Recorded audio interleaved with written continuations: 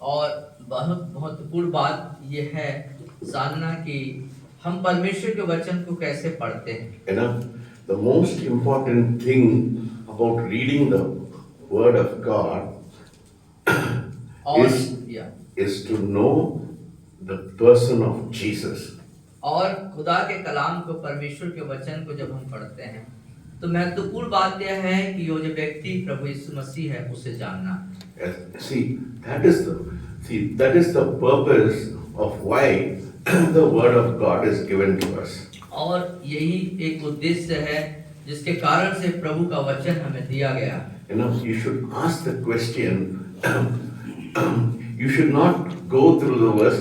You know, go through the Bible,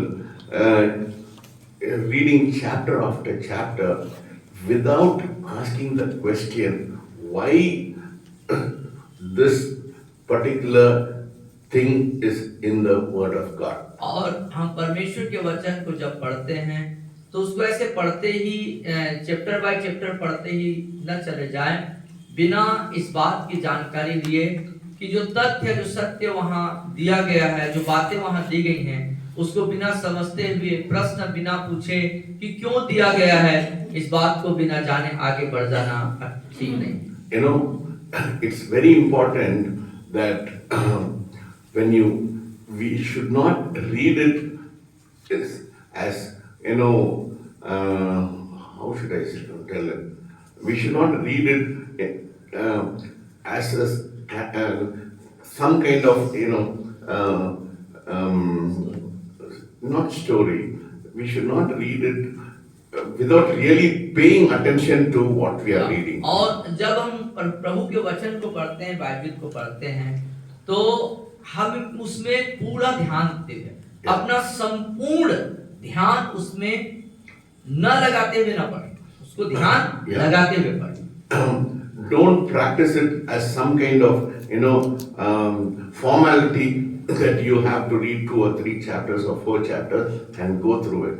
और आपको इस तरीके से भी उस प्रभु के वचन बाइबल को नहीं पढ़ना है कि कोई औपचारिकता निभा रहे हैं, मेरा एक काम है कि मुझे रोज 2-3 अध्याय पढ़ना है इसलिए पढ़ रहा हूँ, ऐसा नहीं है।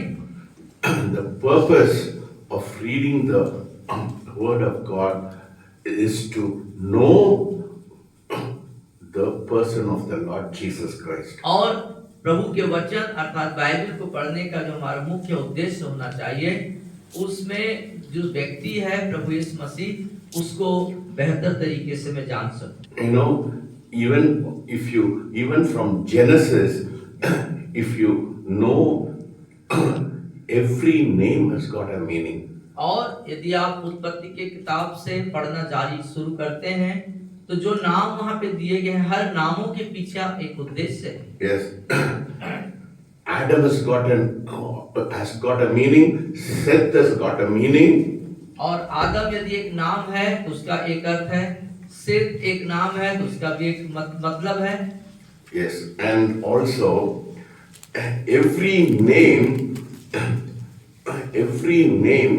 has God is when you go through the genealogy of Adam, it speaks about the Lord Jesus Christ, of the coming of the Lord Jesus Christ. और आप यदि आदम के वंशावली को अध्ययन करते हैं, देखते हैं, और उस नाम के वंशावली के अंदर आप देखेंगे तो उसमें प्रभु यीशु मसीह के आने के बारे में जिक्र है।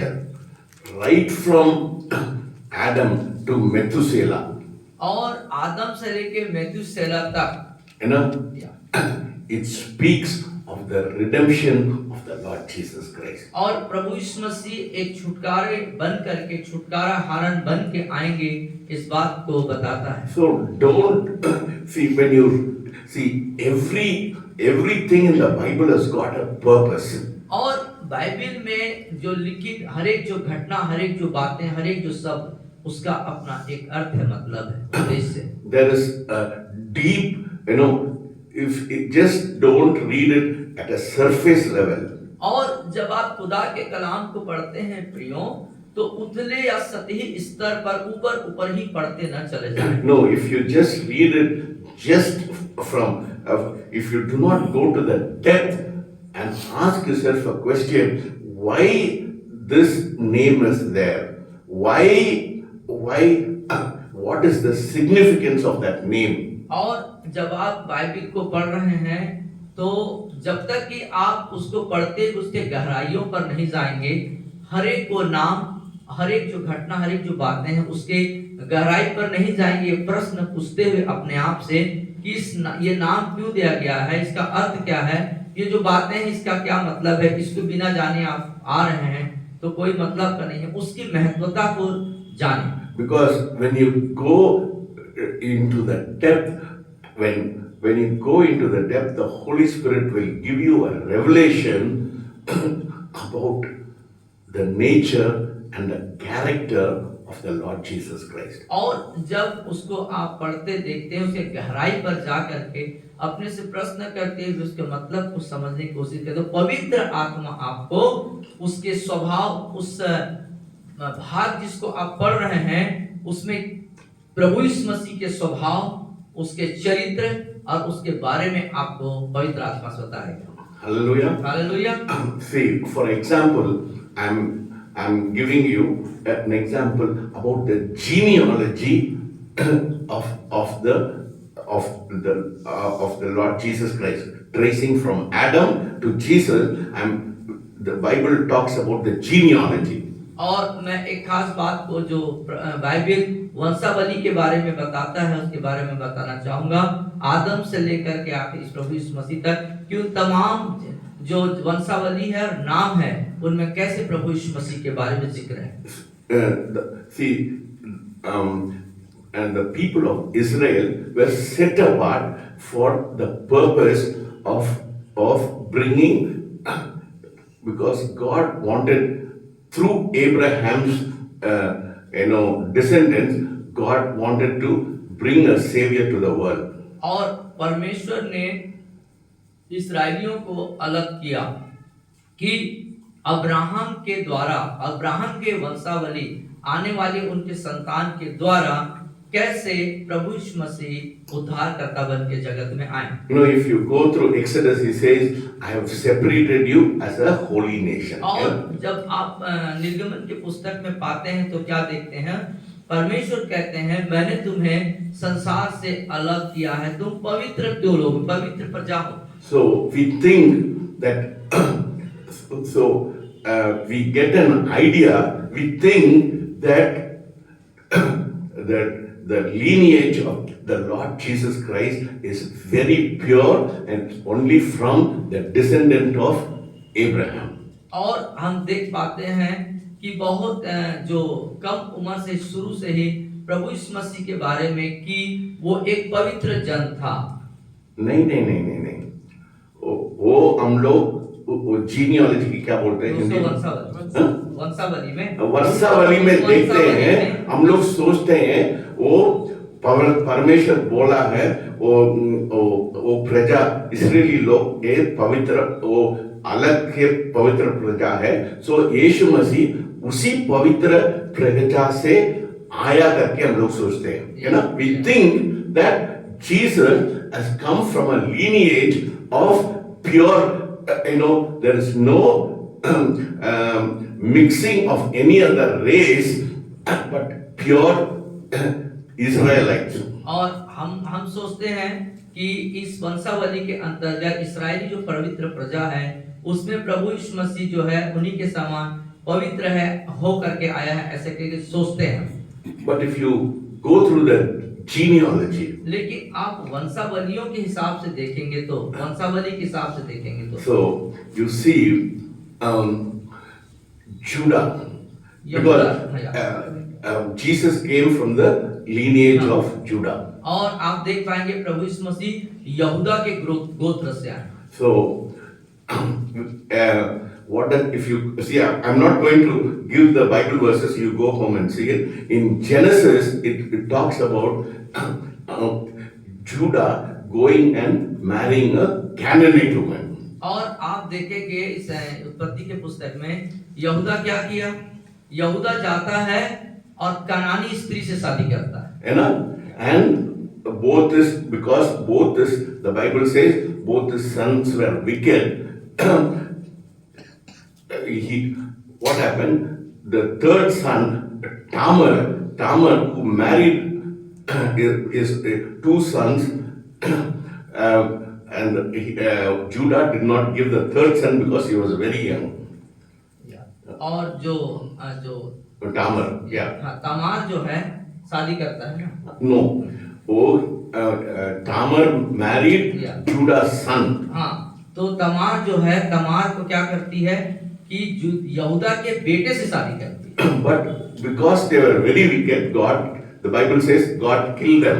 और वो जो लड़के थे सब दुष्ट थे, इसीलिए परमेश्वर ने उनको मार डाला। So Judah did not have a lineage, Yeah. to propagate his descendant. और जो यहूदा है उस तरीके से अपने पवित्रता को बनाए नहीं रखा आने वाले पीढ़ी के लिए।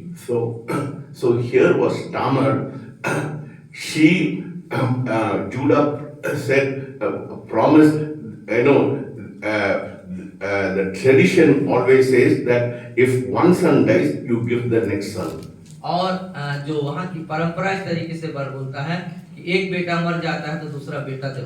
So both the sons died, and the smaller son was very young for her to get married to him. और जो छोटा जो लड़का था, दूसरा वाला जो बेटा था, वो इतना छोटा था तो शादी के लायक नहीं था। So she was wondering what I should do. और तमार जब वह बहुत ही सोचने लगी कि अब मैं क्या करूं। So when Judah came, when he was because he was a shepherd, when he went to a place, Tamar, what did she do? She disguised herself as a prostitute. और फिर क्या होता है कि यहूदा जो है एक चरवाही में उधर जाता है और तमार तो एक जो मतलब कि जैसे कि वेश्यावृत्ति उसमें आ जाता है। And Judah had a relationship with her. Tamar. उसके बाद क्या होता है, अब क्या हो गई, तमार क्या बन गई है, एक वेश्या बन चुकी है। और यहूदा क्या करता है, तमार नाम की वो जो वेश्या उससे शारीरिक because he did not give the third son, so she disguised herself as a prostitute, and she slept with her father-in-law. और फिर क्या हो जाता है कि तीसरा पुत्र यहूदा उसको दे नहीं पाया तमार को, तो तमार जो है वेश्यावृत्ति में चली जाती है। और फिर क्या करती है, जो उसका ससुर है, अब ससुर के साथ उसके संबंध हो जाते हैं। Hallelujah. Then you see, so here itself they were not pure. Judah mixed with another race. अब यहाँ पर देखने को ये पाते हैं, यहूदा जो है पवित्र प्रजा से आने वाला व्यक्ति अब क्या हो गया है, अपवित्र हो गया है। एक पराई स्त्री जो कनानी है उसके साथ में उसके संबंध हो चुके हैं। Then when the people of Israel, when the people of Israel had to go to Canaan, अब इस्राएली लोगों को कहाँ जाना है, कनान जाना है। So they went to a place called Jericho. There was a prostitute called Rahab. अब क्या होता है, अब इस्राएली लोगों को कहाँ जाना था, एक उधर जाना था जहाँ पर एक जगह है जिसको बोलते हैं यरीहो जाते हैं, जहाँ पर कौन वेश्या मिलती है, राहाब वेश्या। She hid both the spies and she also married into the lineage of Judah. और हम देख पाते हैं राहाब जो है, उन जो भेदिए जो गए थे, इस्राएली भेदिए, उनकी उसने रखवाली करी, उनको सुरक्षा दिया, इसलिए जो है उसको यहूदा के गोत्र में शादी करने का मौका मिला। Yes, so she was the mother of Boaz. और अब देखते हैं जो राहाब वेश्या है, वो जो है बोआज का माँ बनने का सौभाग्य मिला। And who did Boaz marry? और बोआज से कौन शादी किया था, बोआज से कौन शादी किया था, He married Ruth. Ruth was not a Hebrew. He was not a Jew. यहाँ पर देखते हैं रूथ भी जो है इब्रानी या इस्राएली लड़की नहीं है, दूसरे And जाति she was a Moabite. और मोआबाइट्स थी वो। So in the lineage of Jesus, you see a Canaanite woman, a Moabite woman, so it was not a pure race. तो आप देख सकते हैं यीशु मसीह जिस यहूदा गोत्र से आ रहे हैं, जिनको पवित्र प्रजा कहा जाता था, उसके पहले क्या हो गया, अदर औरतें जो हैं, दूसरे जात की औरतें उसमें शादी हो चुकी हैं। तो आप उसको इस्राएल पवित्र प्रजा के अंदर में यीशु मसीह को आप उस अंदाज में नहीं देख सकते। Here it says Jesus should come from a pure Israeli race. और यहाँ पर देखते हैं कि एक पवित्र प्रजा जो इस्राएली है, उस गोत्र में से, उस जाति में से यीशु मसीह आएंगे। But you should ask this question: why in the lineage of Jesus there is a Canaanite woman, there is a Moabite woman? Why in the lineage of Jesus when he was supposed to be the pure descendant of Israel? और जबकि देखें तो प्रभु यीशु मसीह को पवित्र प्रजा इस्राएल के ऐसे गोत्र से आना था जहां पर कोई भी एक पराई या इधर उधर नहीं होना था। लेकिन हुआ क्या है, अब देखते हैं कि जिस वंशावली, जिस गोत्र में इस यहूदा के गोत्र से यीशु मसीह आ रहे हैं, तो उस गोत्र के अंदर में यहूदा के पास से कई पराई स्त्री उसमें आ चुकी हैं। The other heathens were involved in it. अन्य जाति जो है उस पवित्र प्रजा के अंदर सम्मिलित हो चुकी है। So when you read the genealogy, you should ask the question: why God allowed other races to be mixed with the race of Israel? तो अब जब वंशावली को पढ़ते हैं तो अपने आप को इस प्रश्न को करते हुए कहें कि क्यों परमेश्वर ने इस पवित्र प्रजा के अंदर अन्य जाति स्त्रियों को आने के लिए अनुमति दे दिया। That is why you should ask God for a discerning spirit. इसीलिए परमेश्वर से आपको एक जानने वाला, एक आंतरिक बातों को जानने वाला आत्मा मांगना चाहिए। Because God is not only interested in saving Israel, but God wants to save. He came for the whole world. और परमेश्वर का जो रुचि सिर्फ इस्राएलियों को बचाने का ही नहीं था, परंतु संपूर्ण जगत, संपूर्ण पृथ्वी के हर एक मानव जाति को बचाने का उसका उद्देश्य था। इसलिए खुदा के कलाम अर्थात वंशावली को अध्ययन करते हैं तो परमेश्वर से उसको जानने का, उसको उस चीज को प्राप्त करने के लिए आत्मा को मांगे। So you see the heart of God. तो अब देख सकते हैं परमेश्वर के हृदय कैसा है। God is concerned about the whole humanity. और परमेश्वर संपूर्ण मानवता के प्रति उसके अंदर चिंता है। Hallelujah. Hallelujah. See, he is concerned about. He is not separated Abraham to come in the lineage of Abraham, but God is concerned about the universal salvation of humanity. और परमेश्वर ने अब्राहम को उस प्रजा के अंदर हटाना नहीं, परंतु परमेश्वर संपूर्ण पृथ्वी के हर एक मानव जाति को बचाने के लिए अब्राहम से लेकर के इधर एक अद्भुत योजना को बना। So don't take. So I'm just giving an example of how you should study the word, how in detail you should go into the word of God to find out why this. But everything in the Bible has got some meaning and a purpose. तो मैं आज इस विषय को बताने के पीछे जो मेरा उद्देश्य है, मैं एक उदाहरण को आपको प्रस्तुत कर रहा हूँ कि जब आप बाइबल को पढ़ते हैं तो ऐसे सरसर चैप्टर पलटते हुए पढ़ते न चला जाए ऊपरे ऊपर। पर क्योंकि बाइबल के अंदर हर नाम, हर घटना, हर जगह, हर परिस्थिति का अपना उद्देश्य है जिसे हमको गहन अध्ययन करते हुए पढ़ना है। So you have to study in detail, because when you study in detail, you know the heart of the Lord Jesus Christ. और जब इन बातों को आप पूरे डिटेल में अध्ययन करते हैं तब आपको पता चल पाएगा परमेश्वर का दिल, उसका हृदय कैसा है। Hallelujah. Hallelujah. You know? So how should you study? God will give you a revelation when you meditate on the word. That is one way of getting to know the person of the Lord Jesus Christ. और जब प्रभु के वचन को आप अध्ययन करते हैं तो परमेश्वर अपने प्रकाशन को आपको देंगे। एक ये तरीका है, जब आप ऐसा अध्ययन करेंगे तो प्रभु यीशु मसीह को हर अध्याय, हर जगह में आप निहार पाएंगे, देख पाएंगे।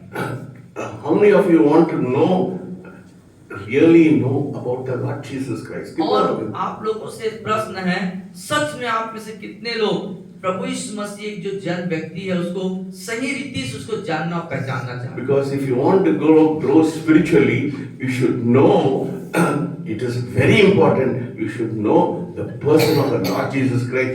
That will make you to be in the image of Him. क्योंकि प्रभु यीशु मसीह ही है जिसको जानेंगे आप। जब प्रभु यीशु मसीह को जानेंगे, पहचानेंगे, समझेंगे, वही एक व्यक्ति है यीशु मसीह जो आपको परमेश्वर के स्वरूप में परिवर्तन कर सकता है। So the first way of knowing about the Lord Jesus Christ is you study the word with the hunger and thirst.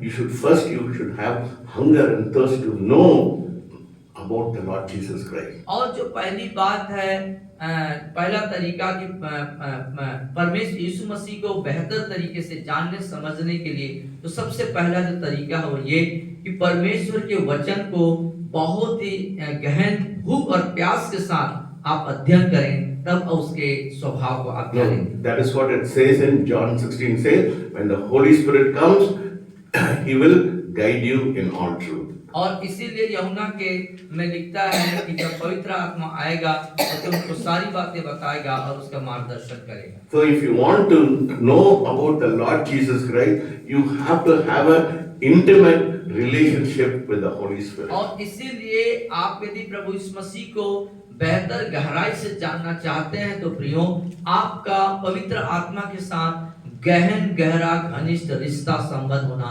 अनिवार्य है। Because in Peter and Timothy it says the scripture is inspired by the Holy Spirit. इसीलिए जब आप तीमुथियुस की पत्री में पढ़ते हैं तो क्या लिखता है? Let us turn to first Peter.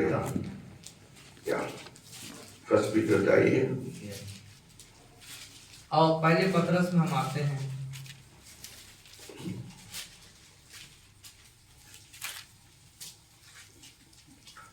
First Peter 19 and First Peter first chapter verses 19, 20 and 21. पढ़िए।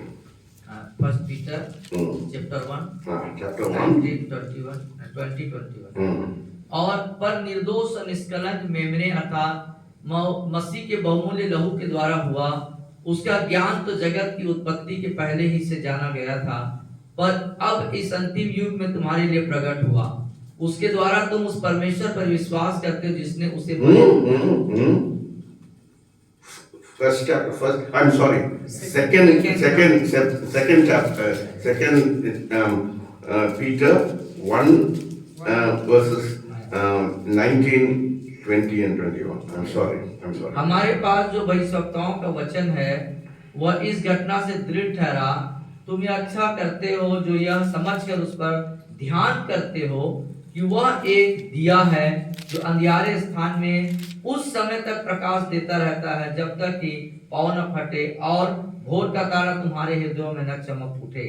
पर पहले यह जान लो कि पवित्र शास्त्र की कोई भी भविष्यवाणी किसी के अपने ही विचारधारा के आधार पर पूर्ण नहीं होती, क्योंकि कोई भी भविष्यवाणी मनुष्य की इच्छा से कभी नहीं हुई, पर भक्त जन पवित्र आत्मा के द्वारा उभारे जाकर परमेश्वर की ओर से बोलते थे। So you see, so the best way to study the Bible is to have an intimate relationship with the Holy Spirit, because He is the author of the Bible. Bible को बेहतर और अत्युत्तम तरीके से अध्ययन करने का तरीका एक ही है कि पवित्र आत्मा के साथ आपका गहन गहरा रिश्ता हो और आप उसे अध्ययन करें, तो पवित्र आत्मा आपको इस वचन के गहरी बातों को कि प्रभु यीशु मसीह का स्वभाव और चरित्र कैसा है आपको समझाएगा, मार्गदर्शन करेगा और आपको बताएगा। So you can also turn to 2 Timothy chapter 3 verses 16. 3:16 पहला दूसरा तीमुथी में भी इस बात का जिक्र है।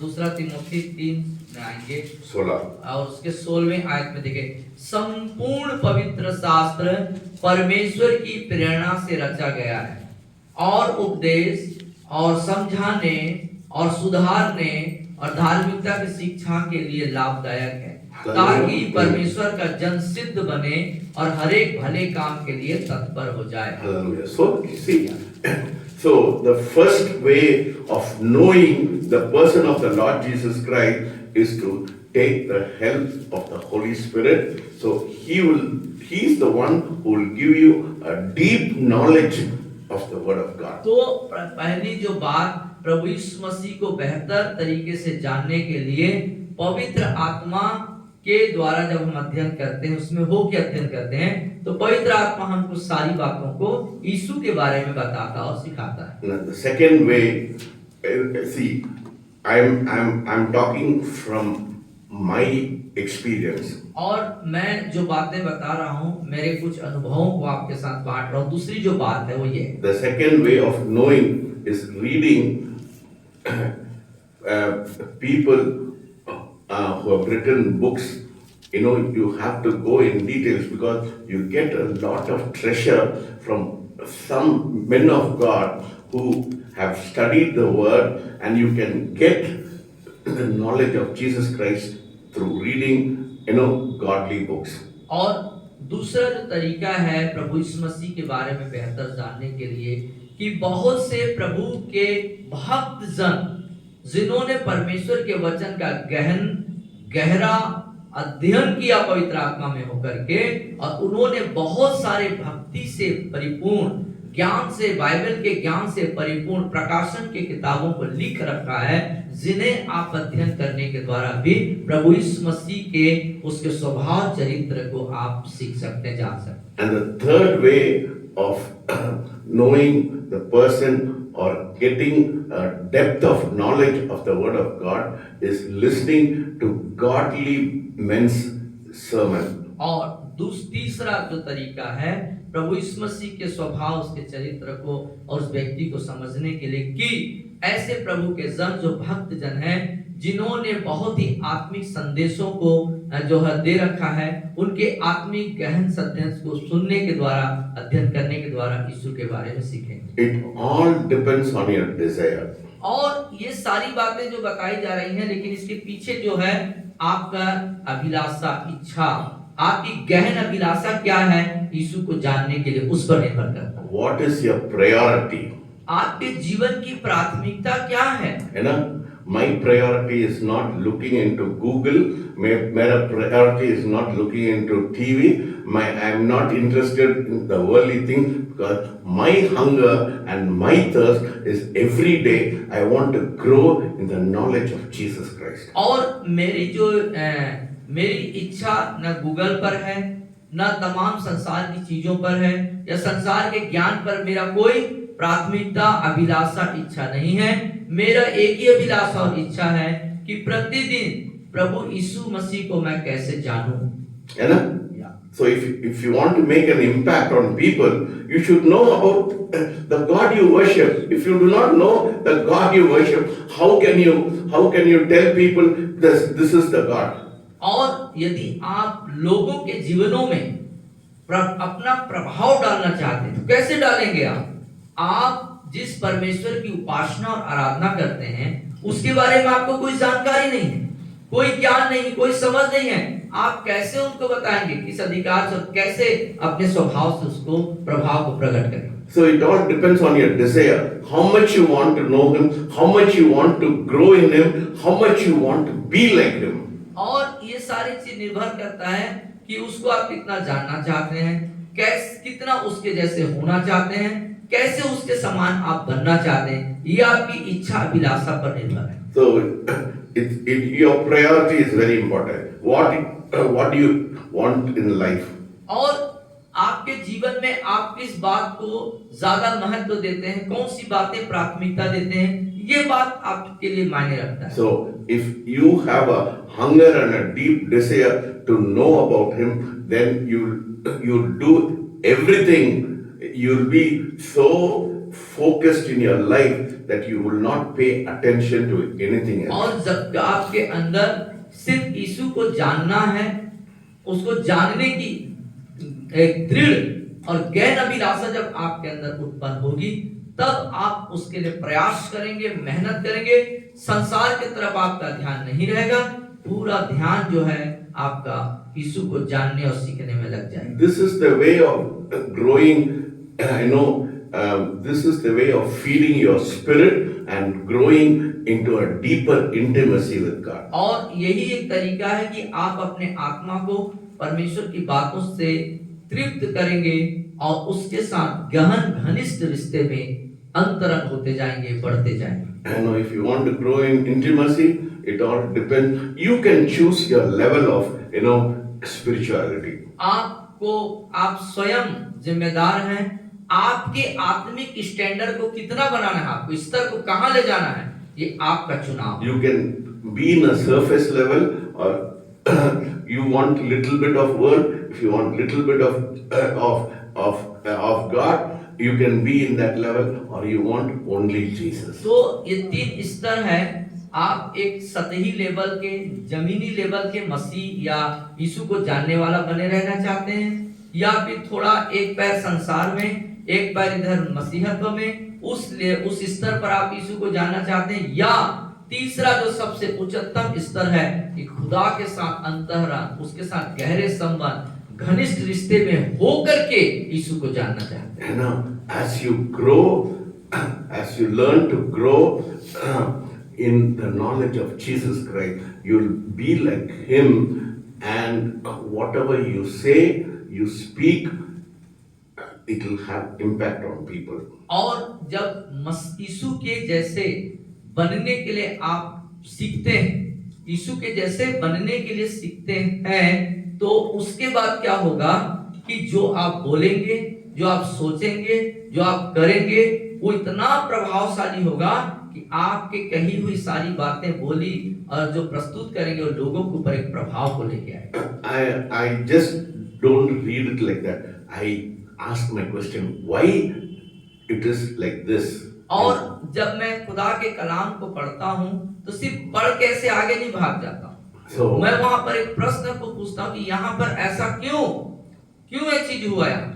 This is only an advice to you, but now I am going to come to my main focus, my message this night. तो अभी तक जारी बातें जो बताई गई, प्रभु के वचन को कैसे पढ़ना चाहिए, यीशु को में बढ़ने के लिए कैसे सीखना चाहिए, उस बात का कुछ उदाहरण आपको दिया गया।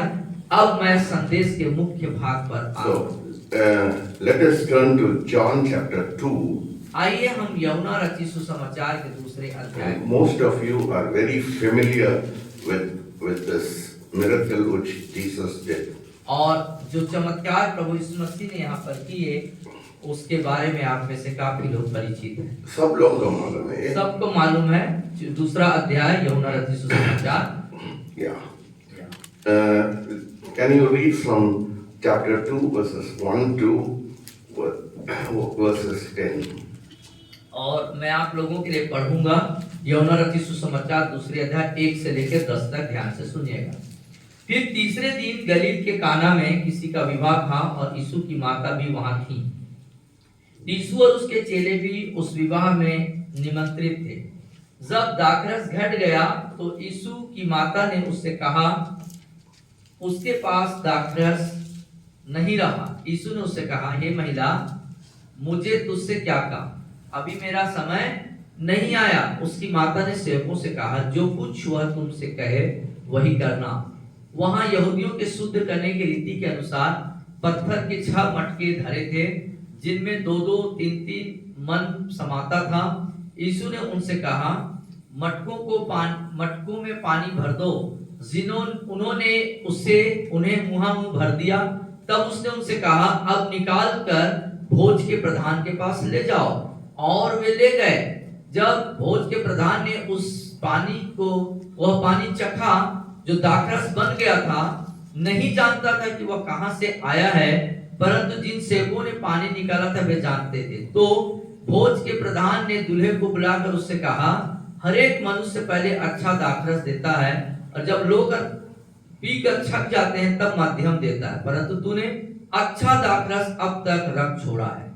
So here we see in this incident, most even in Bible college And most of the preachers, they talk about the miracle of the first miracle in Jesus' ministry. They talk about it. और यहाँ पर जो यूहन्ना रचित सुसमाचार दूसरे अध्याय के 1 से 10 तक इस जो घटना है, अधिकांश बाइबल कॉलेज या बहुत सारे प्रचारकों के द्वारा प्रचार किया जाता है कि प्रभु यीशु मसीह के द्वारा ये प्रथम जो चमत्कार है दिखाया गया था बोलते हैं। Yes, this is the familiar kind of message people give, that Jesus did a miracle in the marriage of Cana. और इसको लोग जो है बहुत ही जाना पहचाना संदेश के रूप में देते हैं कि प्रभु यीशु मसीह ने काना नगर में प्रथम चमत्कार को दिखाया। But there is a very deeper meaning as to why Jesus turned water into wine. लेकिन प्रभु यीशु मसीह ने पानी को दाखरस में तब्दील कर दिया, बदल दिया, ये एक गहरा अर्थ छुपा हुआ है इसमें। Jesus turns water into wine is the first sign which is recorded in Gospel of St. John. और यूहन्ना रचित सुसमाचार के इस पुस्तक में, किताब में, ये पहला प्रभु यीशु मसीह का दिखाया हुआ पानी को दाखरस बना देने वाले चमत्कार को रिकॉर्ड किया गया। Have you ever asked the question why this miracle of all things he wanted to do? और क्या कभी आपने इस तरीके से कोई प्रश्न अपने अंदर तैयार किया कि क्यों प्रभु यीशु मसीह इस तरह के चमत्कार को करते थे? Why Jesus produced such an abundance of wine at the wedding of Cana? और उस काना के विवाह में क्यों प्रभु यीशु मसीह ने ऐसे बहुत आयत के बहुत ज्यादा इफरात मात्रा में दाखरस को बना के दिया? That is the difference between having hunger and reading it just in a surface level. और ये यहाँ पर कुछ बातों को प्रस्तुत करता है कि आप सतही लेवल पर अध्ययन करते हैं या गहरे स्तर पर वचन को अध्ययन करते हैं। Why did Jesus do this miracle at Cana, bringing abundance of wine? What is the significance? और क्यों प्रभु यीशु मसीह ने काना नगर में बहुत आयत के दाखरस को बना करके दिखाया? इसका क्या मतलब, इसकी क्या महत्व है? Please, that's why I'm saying when you read it in the depth and to know exactly why Jesus did it. और इसीलिए कृपा करके मैं आपसे निवेदन करता हूँ कि जब वचनों को पढ़ें तो गहन गहराई में जाके अध्ययन करते हुए पढ़ें क्यों यीशु ने यहाँ पर इस तरीके के चमत्कार को दिखाया। Don't take it very lightly, but when you go into the depth to know why Jesus did it, you'll have a greater revelation. और जब एक प्रश्न के साथ कि क्यों प्रभु यीशु मसीह ने ऐसा चमत्कार किया, इस बात को ध्यान में रखते हुए इसका अध्ययन करते हैं, पवित्र आत्मा अर्थात परमेश्वर आपको एक गहरे प्रकाशन को देंगे। To know about it, to know the answer, we have to go to the Old Testament. और हमें इस घटना के अंदर जो प्रभु यीशु मसीह ने चमत्कार किए उसके जवाब उत्तर चाहते हैं तो आपको पुराने नियम की तरफ मुड़ना होगा। What does the Bible say in the Old Testament? What did the prophet say about the coming age of what did the prophet foretell the messianic the coming of the messianic age? और मसीहा आने के उस समय के बारे में पुराने नियम में भविष्यवक्ताओं ने कौन सी बातों की भविष्यवाणी करी थी? They always describe the coming of the messianic age as a time of overflowing with wine. और उन्होंने मसीहा के आने के बारे में जो बातें उन्होंने प्रदर्शित किया कि जब मसीहा आएगा तो वो वक्त, वो जो समय होगा वो बहुत आयत के उमड़ते हुए आशीष का समय होगा। What was the miracle? It was about abounding wine. चमत्कार यहाँ पर क्या हो रहा है? थोड़ा सा राक्षस है क्या? बहुत आयत उमड़ता हुआ बेपनाह जो दाखरस यहाँ पर दिया गया। So the prophet if you look into the Old Testament, it was the coming age of the Lord Jesus Christ was prophesied with saying that it was a time of overflowing of wine. और इस बात की भविष्यवाणी यहाँ पर की जा रही कि जो मसीहा आना है और मसीहा वहां पर है, तो वो क्या है, वो समय, वो वक्त, वो पीढ़ी जो है बहुत आयत, बहुत ज्यादा भरपूर उमड़ते हुए आशीष का दौर है। Yes. Who was in the lineage of Jesus? और यीशु मसीह, who was the lineage of Jesus? और उस पीढ़ी में कौन है यीशु में? जूडा ना, जूडा। कौन से वंशावली में यीशु मसीह? यहूदा के वंश से है यीशु मसीह। So what was the blessing Jacob gave Judah? तो अब और पीछे चले जाते हैं इतिहास में कि याकूब ने जब आशीषें दी अपने संतानों को, तो यहूदा को क्या क्या आशीष दिया? So let us turn to Genesis chapter 49. और 49 अध्याय उत्पत्ति के पुस्तक में आ जाइए। यहाँ पर हम देखेंगे कि याकूब ने अपने पुत्र यहूदा को क्या क्या आशीषें दिया। Hallelujah. 49 अध्याय, मजा आ रहा है ना? Let us read वो उसका आशीष 8 से है, 49 से है, but we are not going to concentrate on that. Let us go to the verses 11. Yeah. 49:11। 49:11. हाँ, अब 49 अध्याय सब के लोग पीछे पीछे बोल 11 पद से हम देखेंगे। और मेरे पीछे बोले, वह अपने जवान गधे को दाखलता में और अपनी गधी के बच्चे को उत्तम जाति की दाखलता में बांधा करेगा। उसने अपने वस्त्र दाख मधु में और अपना पहरावा दाखों के रस में धोया है। So it was a prophecy given by Jacob to Judah saying that there will be abundance of wine. और ये जो है भविष्यवाणी याकूब के तरफ से यहूदा को दिया गया था कि उसी के वंश में प्रभु यीशु मसीह के द्वारा कैसे ये उमड़ते हुए आशीष में बदलेगा। Hallelujah, hallelujah. समझ रहे हैं बात को? समझ रहे हैं? अपन मन दिमाग से बैठ।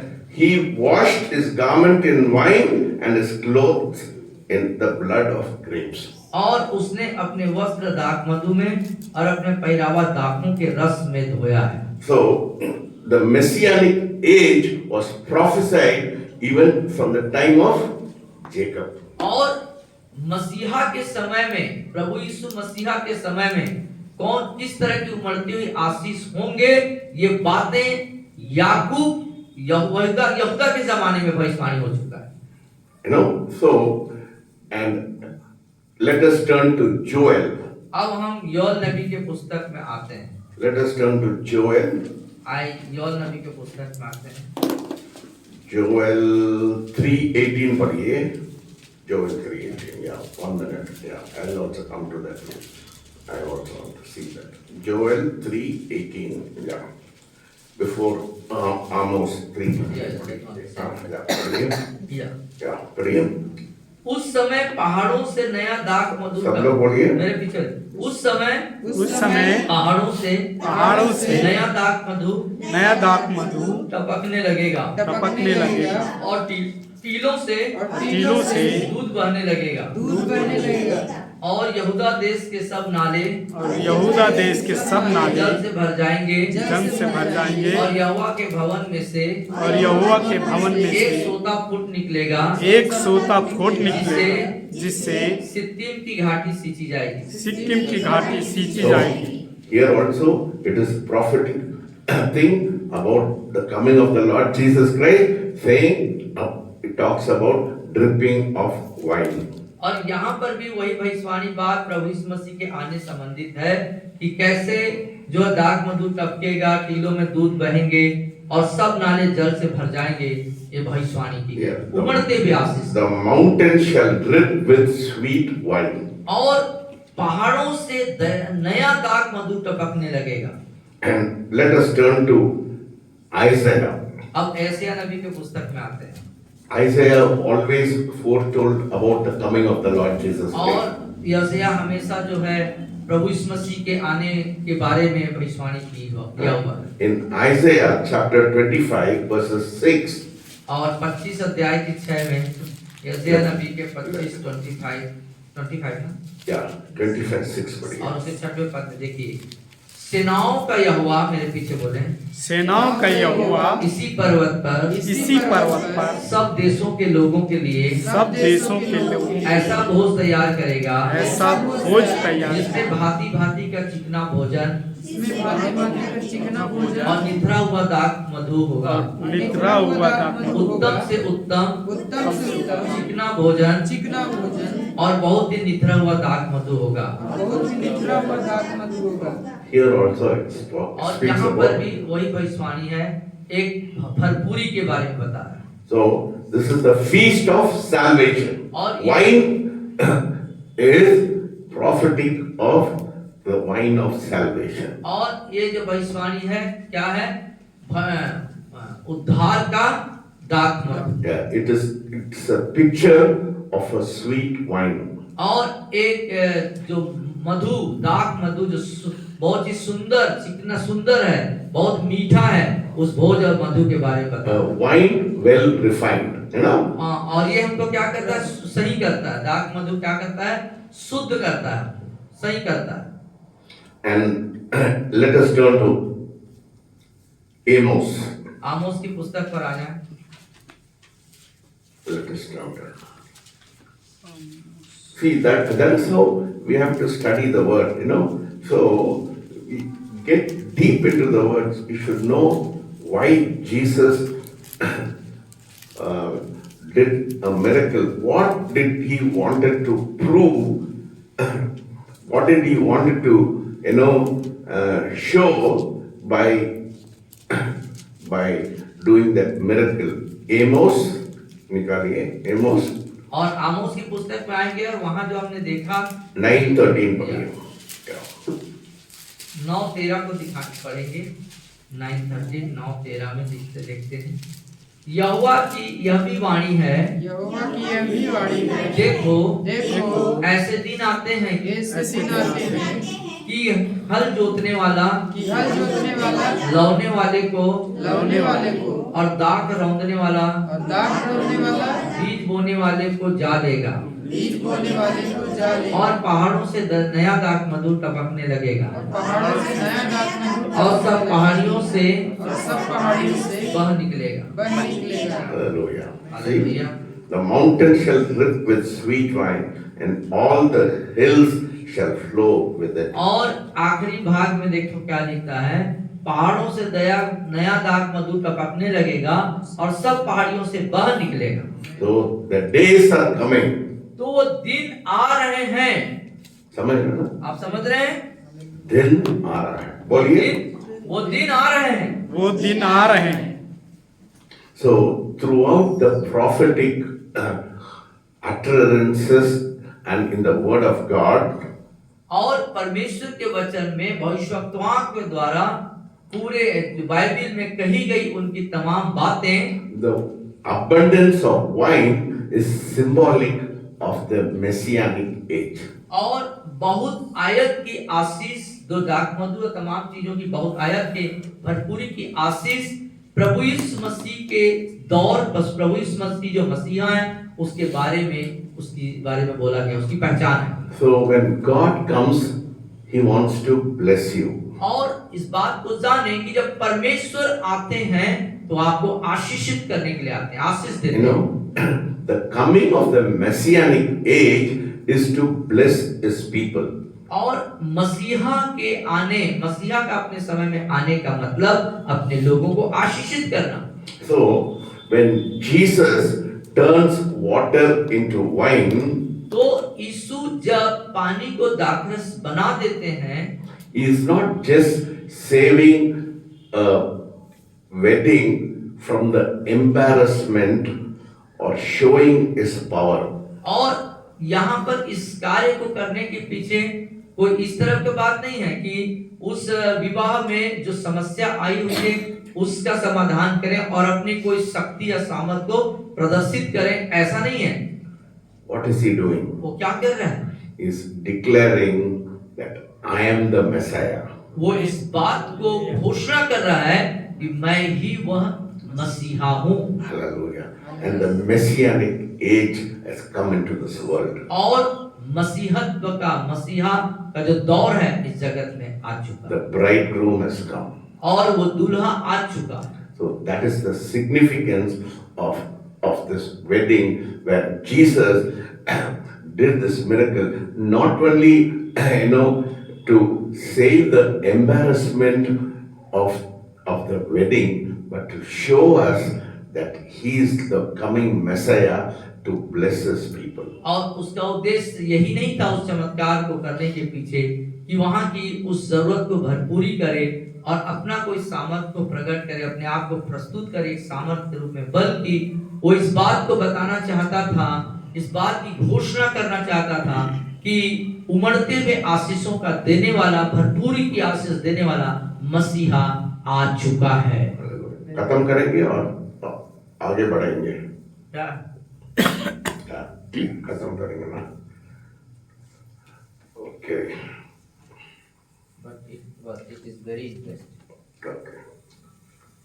So you see, so this is how we have to study the word. और ये वो तरीका है अध्ययन करने का कि संपूर्ण भाग को पढ़ें, पुराना नियम सब तरफ देखें और उसके पूरे डिटेल में जाएं, तो आपको सही अर्थ समझ में आएगा यीशु के स्वभाव को जानने। How our desire should be to grow in the knowledge of Jesus Christ. और प्रभु यीशु मसीह के तत्व ज्ञान में बढ़ने के लिए हमारी अभिलाषा, हमारा रुचि, हमारी इच्छा क्या है? God can give you revelation. God can speak through some person. God can speak through from books also. और परमेश्वर आपसे प्रकाशन दे सकते हैं, आपसे सीधे बात कर सकते हैं या किसी व्यक्ति के द्वारा आपसे बात कर सकते हैं। You know, it depends on how you want to appropriate and how you want to grow in the knowledge of और ये Jesus. सारी बातें निर्भर करता है कि आप कितना प्रभु के उसमें बढ़ना चाहते हैं, यीशु में कितना बढ़ना चाहते हैं, कितना उसको महत्व देते हैं, ये इस बात पर निर्भर करता है। You know, it all depends on you. ये सब बातें आप पर निर्भर करता है। What is your priority? आज आपके जीवन में आपकी प्राथमिकता क्या है? You know, you just want to live this world. मेरे को संसार भी चाहिए, परमेश्वर भी चाहिए, फिर आपको you will not go very far. और यदि आप सोचेंगे कि मैं इधर भी रहूं उधर भी रहूं और इस तरह से जीवन यापन करेंगे तो आप बहुत दूर तक अच्छा सफर नहीं कर पाएंगे। 24 hours 7. और 24 घंटे सातों दिन मैं और परमेश्वर को जानूं। मैं और जानूं यीशु को, और जानूं यीशु को, और परमेश्वर को जानूं। Then God will, somehow He'll show you. He may reveal it to you through the Holy Spirit, or He may reveal it to you through some books.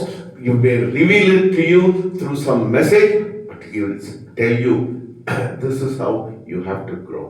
और इस तरह की गहन अभिलाषा, भूख आपके अंदर होगी कि मैं कैसे परमेश्वर को जानूं, तो कैसा भी हो वो अपने आप को आप पर प्रकट करेगा। हो सकता है कि संदेश के द्वारा, वचन के द्वारा, किसी व्यक्ति के द्वारा, कैसा भी वो आपको आप पर प्रकट करेगा। What is your desire?